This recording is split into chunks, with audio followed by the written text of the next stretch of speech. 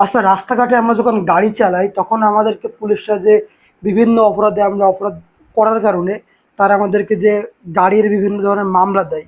এই মামলার ক্ষেত্রে পুলিশরা আসলে কতটুকু বেনিফিট বা কতটুকু তারা পার্সেন্টেজ আসলে পায়?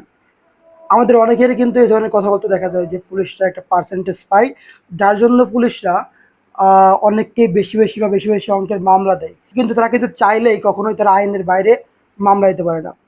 তো তারা আসলে কতটুকু পার্সেন্টেজ পায়, তো আজকে আমি এই বিষয়ে কথা বলবো। ভিডিওতে আমি আছি ফেরদৌস শুভ, ইউরোপিয়ান ইউনিভার্সিটি অফ বাংলাদেশের আইন বিভাগের শিক্ষার্থী। তো প্রথমেই বলি যে 2018 সালের যে সড়ক পরিবহন আইন, সাধারণত এখন এই আইনের মাধ্যম দিয়ে এই যে রাস্তাঘাটের যে যানবাহনের যে মামলাগুলো দেওয়া হয়, মানুষজন যে বিভিন্ন যানবাহনের চলাচলের ক্ষেত্রে যে ক্রাইমগুলো করে, এইগুলোর যে মামলাগুলো দেওয়া হয় আর কি, এবং জরিমানা করা হয়।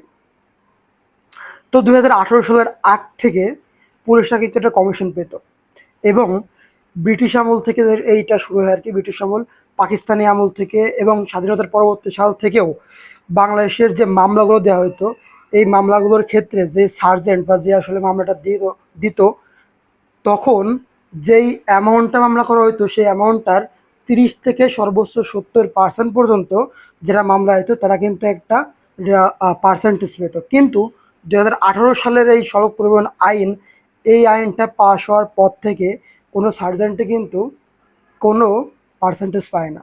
কিন্তু এখন প্রশ্ন আসে, তারা কি আসলে কোনো পার্সেন্টেজ পায় না? তাদেরকে আসলে কোনো লাভই নাই?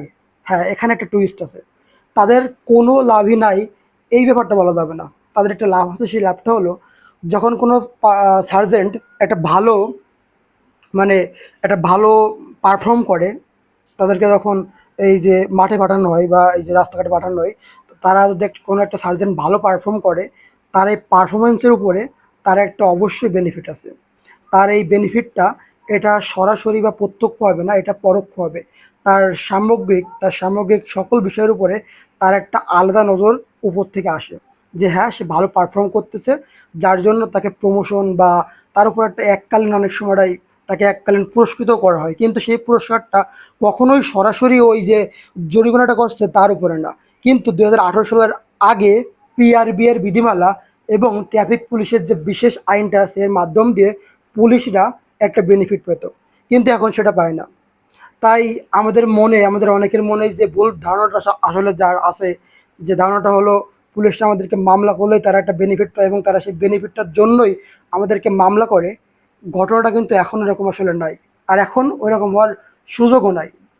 আর যদি কোনো সার্জেন্ট প্রফিট করতেই চায় তাহলে, এবং সেটা যদি মামলা দিয়ে দেয়, মামলার মাধ্যমে সেই প্রফিটটা কখনোই করতে পারবে না।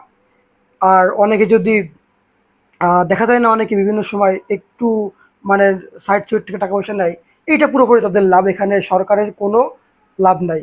আর এই যে টাকাটা, এই যে এই মামলার যে টাকাটা, এই টাকাটা কিন্তু পুরোপুরিভাবেই সরকারের কোষাগারে যায়। মামলা হলে এই টাকাটা পুরোপুরি সরকারের কোষাগারে যায়। তো যাই হোক, এই ছিল এই ছোট্ট বিষয়টি। আর আমি ছিলাম আপনাদের মাঝে Ferdous Shuvo. Thank you brain, thank you all.